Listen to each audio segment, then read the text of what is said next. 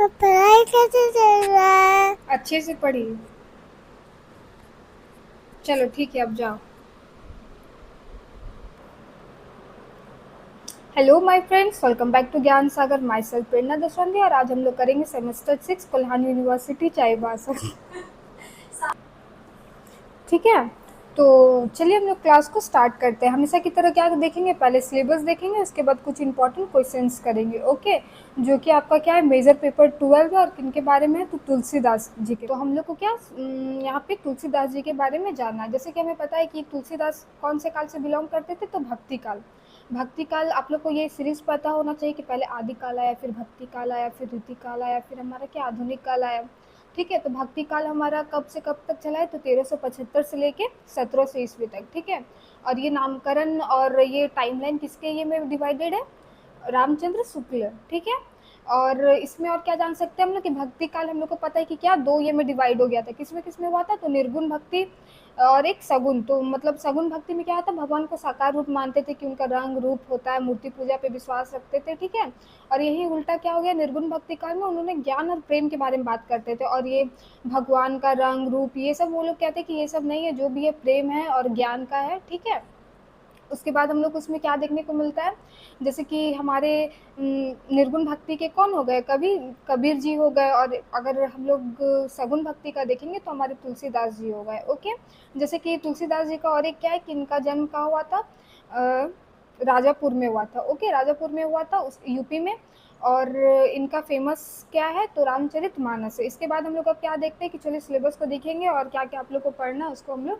देखेंगे। ठीक है, हम लोग वीडियो को मैं ऑफ कर लेती हूँ। ओके, चलिए, तो हमारा देखिए यहाँ पे क्या है, यूनिट 1 में आपको क्या पढ़ना है भाई, तो तुलसीदास का व्यक्तित्व एवं कृतित्व, राम काव्य में तुलसी का स्थान। तो राम में जैसे कि हमें पता है कि तुलसीदास क्या राम भगवान के बाल लीलाओं पे लिखते थे, उनके आदर्श जीवन को लिखते थे। ठीक है, मतलब राम भगवान से ही वो बहुत ज़्यादा क्या थे, प्रेरित थे और उन्हीं के बारे में लिखते थे। जो रामचरितमानस भी है, अलग अलग कांड उसमें है।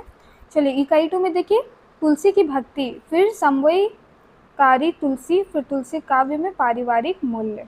यूनिट 3 में आपको पढ़ना है कवितावली, जिसमें 5 छंद में क्या, उत्तरकांड और गीता प्रेस गोरखपुर। पद संख्या आपको 29, 35, 45, 67 और 73 पढ़ना है। ठीक है, 29 में देखिए, अब देखना है कि पद संख्या में क्या क्या है। तो 29 में क्या है हमारा, सुनो कान दिए नित्य नेमु लिए, रघुनाथ ही गुण गाते रे। ठीक है, फिर 35 में क्या है, सोजननी सो पिता सो भाई सोम, दिख नहीं रहा है गाइस, शोभामिनी सो सुतु और सो सित सो हितु मेरो। 45 में राज सुरेश, 50 कको विधि के कर को जो पटो लिखी पाए। 67 में ऊंचो मनु ऊंची रुचि, भागु नीचो निपट ही। 73 में आपका जायो कुल मग्न, बधावना बजायो सुनी। ठीक है, तो चलिए इकाई 4 में देखिए, विनय पत्रिका आपका 5, 30, 45, 72, 78 आपको करना है। 5 में आप देख लीजिए क्या क्या है। ठीक है, चलिए तो यही सब है, तो हम लोग क्लास को स्टार्ट करते हैं। यूनिट 1 में जैसा कि व्यक्तित्व एवं कृतित्व, तो पहले उनके जन्म वन्म के बारे में जानते हैं। तो तुलसीदास का जन्म कहाँ हुआ है भाई, तो राजापुर में। राजापुर कहाँ है, तो यूपी के एक चित्रकूट जिले के राजापुर गांव में। ओके, 2 में देखिए, तुलसीदास का जन्म किस शताब्दी में हुआ था, तो तुलसीदास का जन्म कब हुआ था, तो लगभग 1532 ईस्वी में। ठीक है, और इस टाइम क्या भक्ति आंदोलन का महत्वपूर्ण दौर था, और भक्ति काल को ही क्या स्वर्ण काल कहा गया है, किसका, हिंदी साहित्य का। फिर देखिए 3rd में, तुलसीदास की प्रमुख रचनाएं कौन सी है, तो फेमस है क्या है, रामचरितमानस है। ठीक है, जो कि क्या है, अवधी भाषा में है। ओके,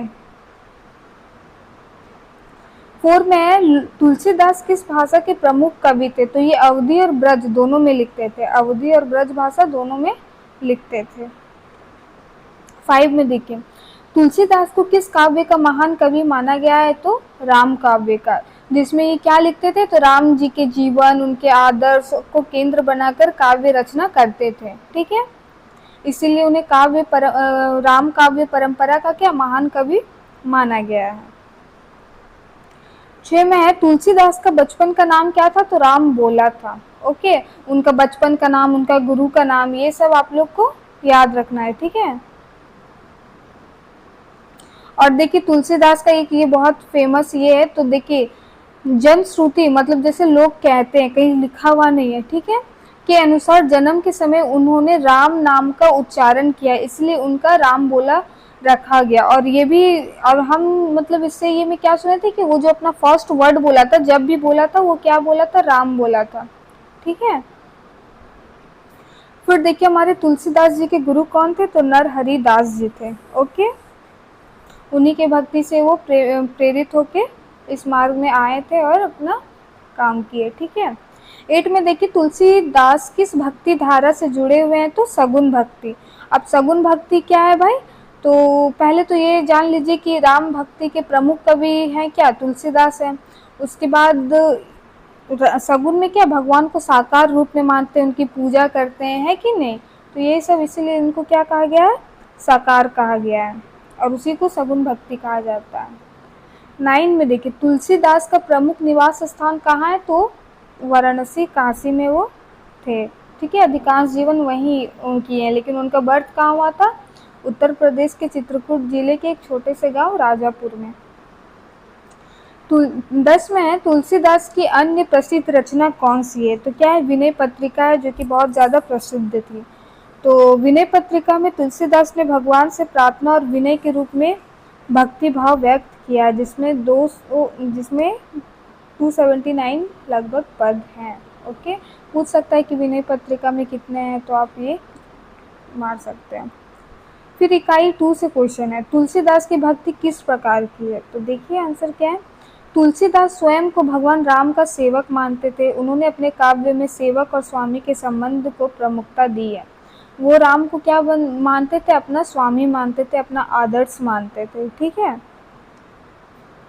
12 में है तुलसीदास ने किसको ईश्वर का सर्वोत्तम रूप माना है, तो देखिए तुलसीदास ने राम को सर्वोच्च ब्रह्म और आदर्श पुरुष के रूप में प्रस्तुत किए, जो धर्म मर्यादा न्याय के प्रतीक है। जो राम काव्य रामचरितमानस है उसमें धर्म के बारे में, उनकी मर्यादाओं के बारे में, ऐसे ही उनको मर्यादा पुरुषोत्तम राम नहीं कहा जाता है, न्याय को लेके सबका एक क्या, एक आदर्श प्रतीक है वो, है ना, तो वही उसी का इन्होंने चित्रण किया है उसमें, ठीक है। 13 में है तुलसीदास के काव्य में कौन सा भाव प्रमुख है, तो तुलसीदास में क्या है, भक्ति भाव, ठीक है। भक्ति काल में क्या भक्ति भाव होती थी, है ना, श्रद्धा समर्पण। ओके, 14 में हमारा तुलसीदास किस प्रकार के समवय के लिए प्रसिद्ध थे, तो किसके लिए थे, तो भक्ति ज्ञान और कर्म का समवय सबको मिलाकर लिखते थे, ऐसा नहीं कि बस भक्ति को ये कर रहे हैं ना, या फिर बस कह रहे हैं। तो इनका श्रद्धा भी रहता था, बुद्धि की भी बात करते थे, और कर्तव्य यानी कर्म करने पर भी जोर देते थे। चलिए 15 में तुलसीदास ने किसे आदर्श पुरुष माना, तो मर्यादा पुरुषोत्तम राम को माना था। 16 में तुलसीदास के अनुसार मोक्ष का मार्ग क्या है, तो मोक्ष का मार्ग हम लोग किसके थ्रू पा सकते हैं, तो भक्ति के थ्रू, ठीक है। मोक्ष का मतलब क्या होता है भाई, तो फ्री फ्रॉम एवरीथिंग। कैसे हुईएगा, फ्री फ्रॉम व्हाट, तो जो हम जन्म लेते हैं, फिर हम लोग बोलते हैं ना कि 7 जन्म होता है, पुनर्जन्म होता है हमारा, तो ये सब का जो जन्म और मृत्यु का जो साइकिल है, ये सब से आप क्या करो, बाहर निकल जाओ, तो उसको हम लोग मोक्ष की प्राप्ति बोलेंगे। ओके,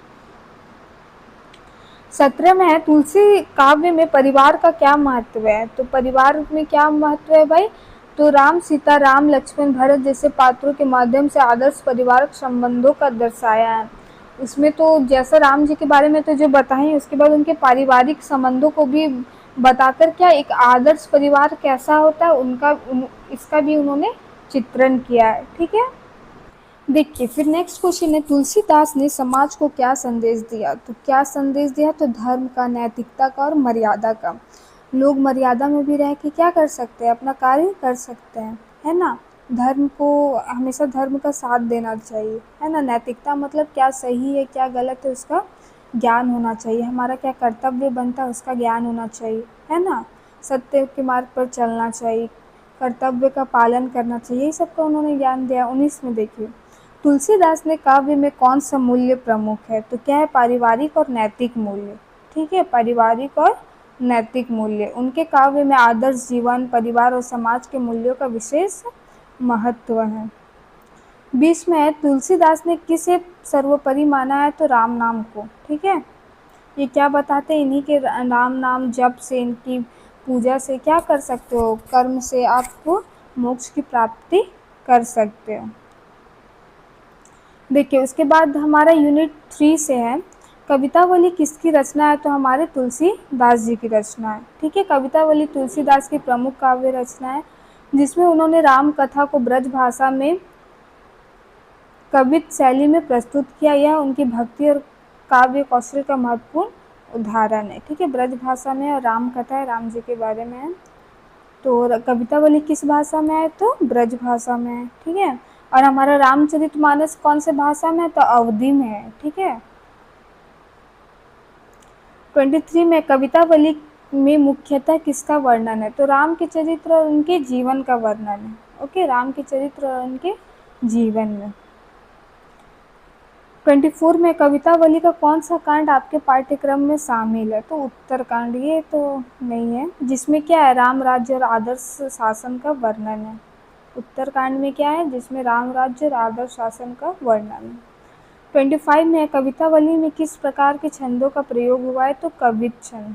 ठीक है,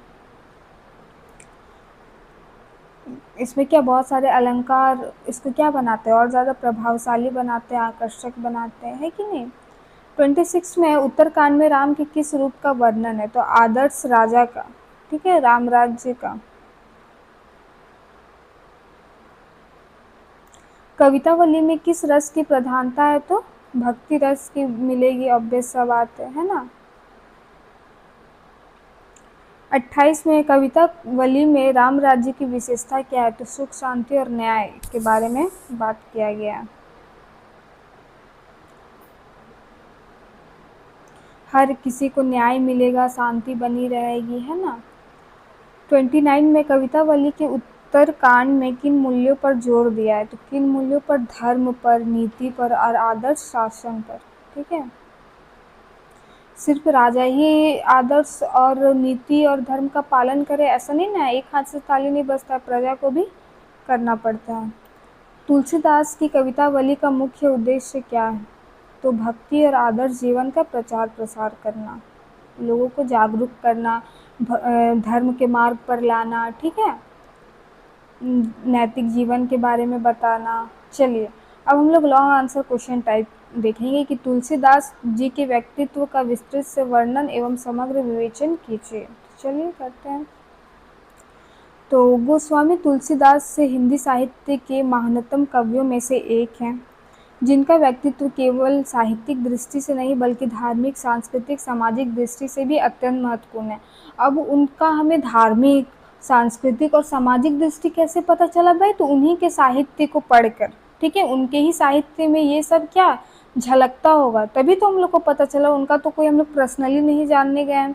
उसके लिखावट से आप बोलिएगा ना कि किसी भी देश की अगर उसकी स्त्री का दशा जानना है तो उसका आप साहित्य उठा के पढ़िए, इतिहास उठा के पढ़िए तो पता चल जाता है। तो ऐसे ही किसी भी व्यक्ति का ये का सोचने का क्या तरीका है, आप वो उनकी लिखावट, उनका आप साहित्य देखोगे तो आपको खुद समझ में आ जाएगा। ठीक है, चलिए ऐसे युग में उत्पन्न हुए जब समाज में अंधविश्वास, जातिवाद, नैतिक पतन व्याप्त था।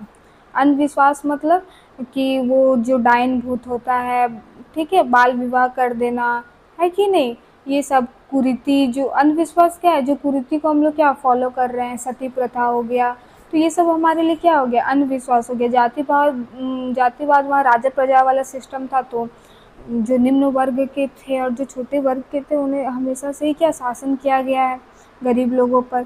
नैतिक पतन मतलब लोग सही गलत भूल रहे हैं, संवेदन शून्य होते जा रहे थे। ठीक है, ऐसे समय में तुलसीदास ने अपने व्यक्तित्व और कृतित्व के माध्यम से समाज को एक नई दिशा प्रदान की। उनका व्यक्तित्व एक संत, दार्शनिक, समाज सुधारक और लोकनायक के रूप में विकसित हुआ। ये इनका व्यक्तित्व था। इसके बाद इसमें आप ऐड कर सकते हैं कि इनका जन्म कब हुआ, किस काल से बिलोंग करते थे। सगुन भक्ति काल में, सगुन भक्ति में ये लिखते थे। ठीक है, तो ये सब आप अपने से ऐड कर दीजिएगा। फिर है जन्म, बाल्यकाल एवं जीवन संघर्ष। इनका जन्म यहाँ पे दिया हुआ, उनका जन्म कहाँ है, उनका बाल्यकाल क्या था, उनका जीवन में क्या क्या संघर्ष हुआ था, क्या क्या स्ट्रगल करना पड़ा था। तो देखिए, तुलसीदास का जन्म 1532 के आसपास उत्तर प्रदेश के राजपुर में माना जाता है। उनका बचपन अत्यंत कष्टमय रहा। जन्म के तुरंत बाद माता पिता का साया उनसे छिन गया, जिससे वे अनाथ हो गए। उनका पालन पोषण संत नर हरिदास ने किया और यही इनका गुरु भी हैं। ठीक है। इन कठिन परिस्थितियों ने उनके व्यक्तित्व को दृढ़, सहनशील और आध्यात्मिक बना दिया। आध्यात्मिक मतलब स्पिरिचुअल, भगवान से जुड़ने की शक्ति, है ना। जीवन के प्रारंभिक संघर्षों ने ही उनमें वैराग्य और भक्ति की भावना को जन्म दिया। वे आगे चलकर उनके पूरे जीवन का आधार बना।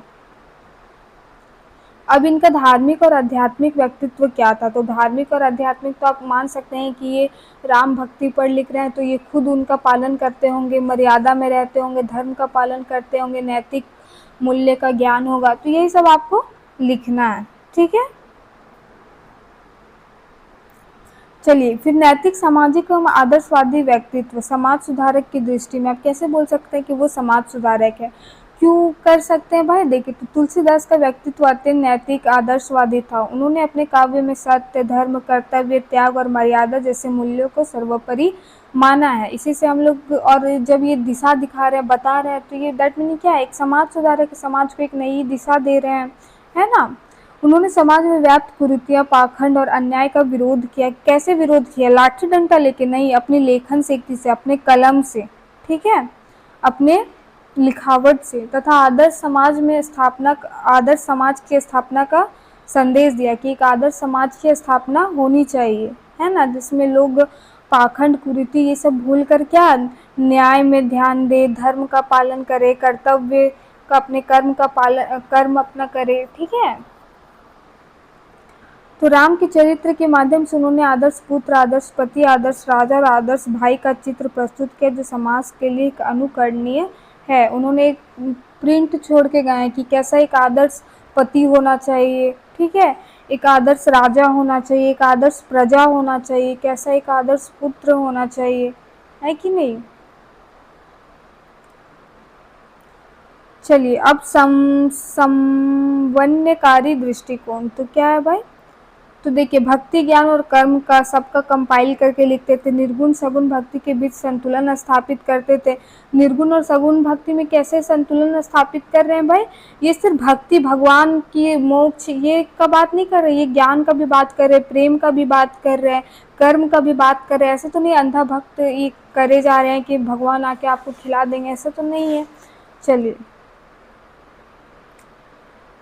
फिर लोकनायक एवं जन कवि के रूप में। तो चलिए, इसका साहित्यिक ये देखते हैं। तो तुलसीदास का व्यक्तित्व केवल उच्च वर्ग तक सीमित नहीं था।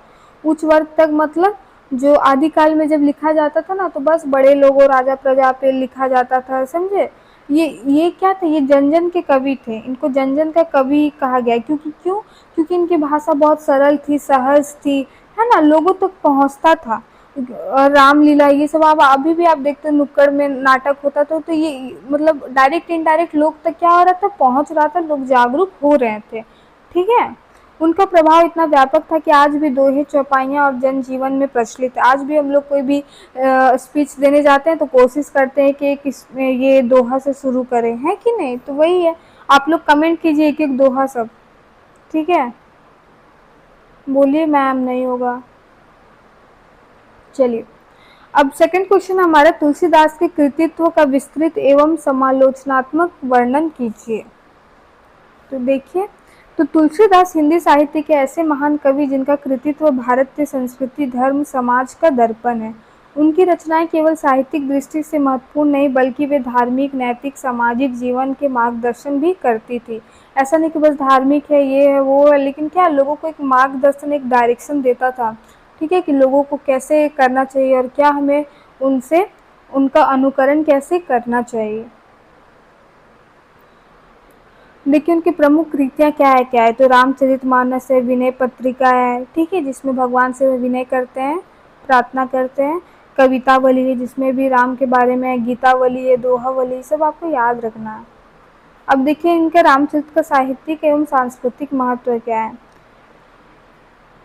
और ये देखिए कि ये केवल एक धार्मिक ग्रंथ नहीं है कि भगवान के बारे में है तो बस इसमें अंधाधुन ये है, नहीं, क्या है कि एक समाज सुधारक के रूप में भी, एक समाज को नई दिशा देने के रूप में, नैतिक मूल्यों का स्रोत बताया गया, भारत की संस्कृति का प्रतीक माना गया है ना। अगर हम कल्चर को ही अपना भूल जाएंगे तो फिर कोई फ़ायदा नहीं है। भाषा एवं शैली तो इनके बहुत सहज सरल था, है ना, जो, और ये अवधी और ब्रज भाषा में लिखते थे। ठीक है, उनकी शैली भावपूर्ण होती थी, अलंकारिक होती थी, प्रभावशाली होती थी। ओके, काव्यगत विशेषताएं क्या है भाई, तो नीति, आदर्श व सामाजिक मूल्य सब का आप लोग को सुंदर समावेश मिलता था, सब मिला के लिखते थे वो। फिर देखिए समाज एवं संस्कृति पर प्रभाव, क्या प्रभाव पड़ा है, तुलसीदास के कृतित्व का भारतीय समाज पर अत्यंत गहरा प्रभाव पड़ा है। समाज में नैतिकता और धर्म का प्रचार किया, जाति पाति के भेदभाव को समाप्त करने का प्रयास किया, एक आदर्श समाज की कल्पना प्रस्तुत की कि एक आदर्श समाज कैसा होना चाहिए, क्या क्या नॉर्म होना चाहिए, क्या क्या रूल होना चाहिए, है ना। फिर हमारा थर्ड में है राम काव्य परंपरा में तुलसीदास के स्थान का विस्तृत वर्णन कीजिए। चलिए, तो इसमें हम लोग को बताना कि कैसे वो सब कुछ मिला के लिखते थे, बैलेंस बना के लिखते थे। ठीक है, अगर वो सगुन का ये लिख रहे हैं तो निर्गुण वाले को भी ऐसे नहीं कि धिक्कार रहे हैं, उनका भी सम्मान कर रहे हैं, अलग अलग बातें कही गई हैं। चलिए देखते हैं। तो इसकी भूमिका देखिए, मध्यकालीन भारत में धार्मिक, सामाजिक और सांस्कृतिक मतभेद अधिक थे।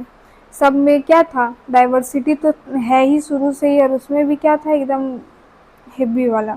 ऐसे समय में तुलसीदास ने अपने काव्य के माध्यम से समवय की भावना को विकसित किया। वे महान समवयवादी कवि थे जिन्होंने विभिन्न विचारधाराओं को एक सूत्र में बांधने का प्रयास किया। पहला देखिए, भक्ति, ज्ञान और कर्म का समवय। भक्ति भी करना चाहिए, तो हमारा कर्म सिर्फ भक्ति करने से नहीं होगा, हमारे कर्म भी हमें करने होंगे। तो इनका भी बारे में बात बताया है। ठीक है, तुलसीदास ने भक्ति को सर्वोपरि मानते हुए भी ज्ञान और कर्म को नकारा नहीं। ठीक है, जो कि ये निर्गुण भक्ति वाले बात करते हैं ज्ञान और कर्म पे, तो इन्होंने ऐसा नहीं किया धिक्कार दिए, नकार दिए कि तुम गलत हम सही, ऐसा नहीं किया, उन्होंने सम्मान किया। ओके, फिर देखिए सगुण और निर्गुण का समन्वय। तुलसीदास सगुण भक्ति के समर्थक थे, लेकिन उन्होंने निर्गुण भक्ति का भी सम्मान किया, उन्होंने दोनों के बीच संतुलन स्थापित किया।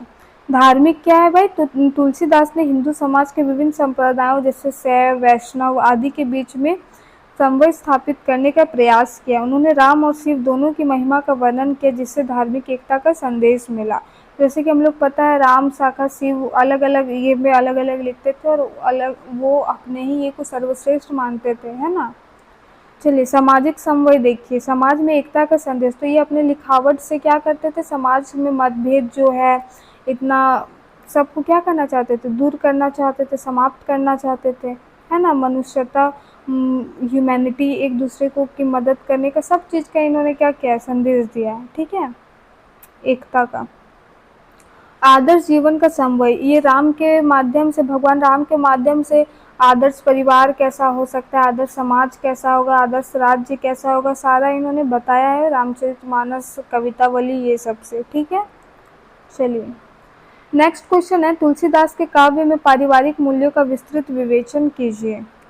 तो कैसे किए हैं भाई, तो आदर्श पारिवारिक संबंध कैसे कैसे पता चलेगा, तो राम सीता का दाम्पत्य संबंध से, राम लक्ष्मण का भाईचारा से, राम भरत का त्याग और प्रेम से। कहानी पता है कि नहीं आप लोग को, कि ऐसे है ना।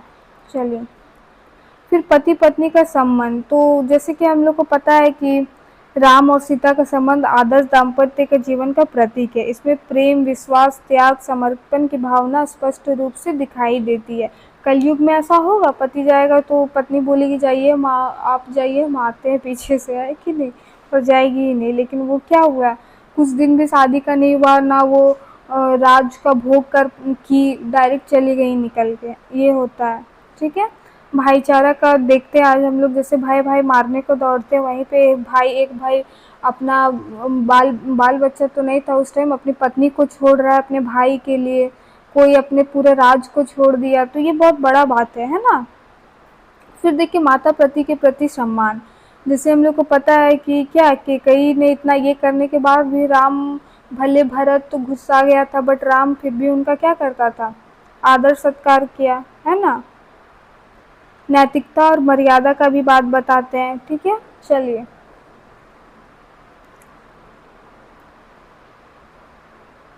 अब देखिए कवितावली में क्या है।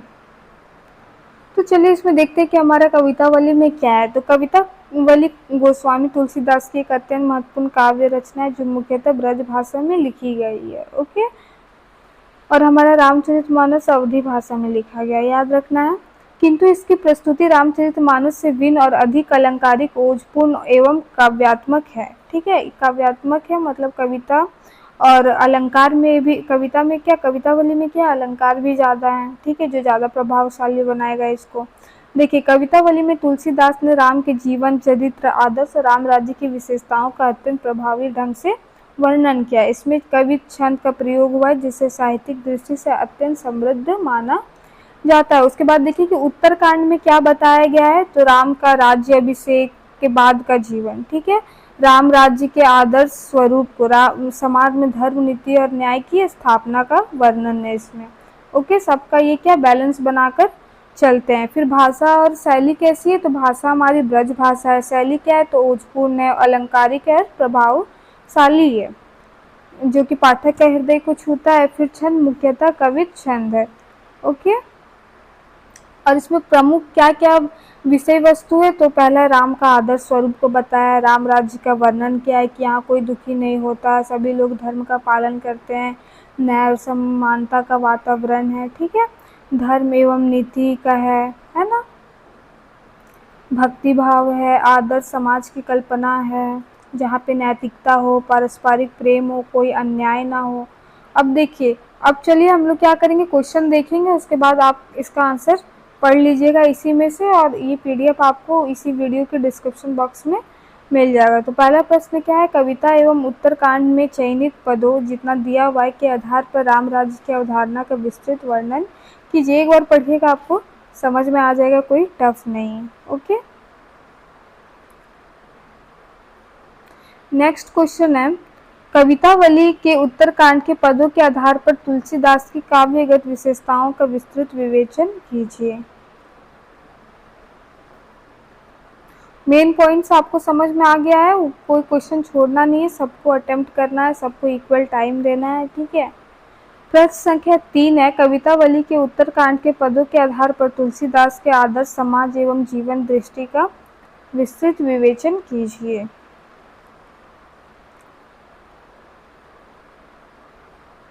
इकाई 4 में विनय पत्रिका एवं रामचरितमानस, यूनिट 4 से क्वेश्चन है, विनय पत्रिका के चयनित पदों के आधार पर तुलसीदास की भक्ति भावना का विस्तृत एवं गहन विवेचन कीजिए।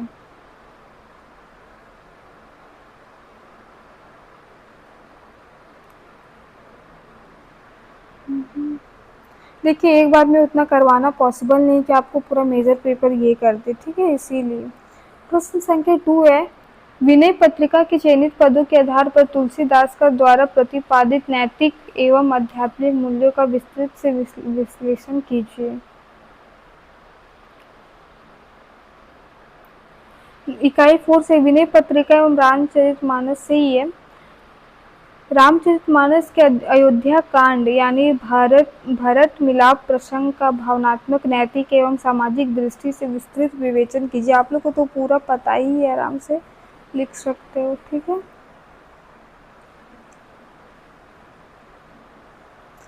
4 में विनय पत्रिका की चयनित पदों के आधार पर तुलसीदास की भाषा, शैली एवं काव्यगत विशेषताओं का विस्तृत से वर्णन कीजिए।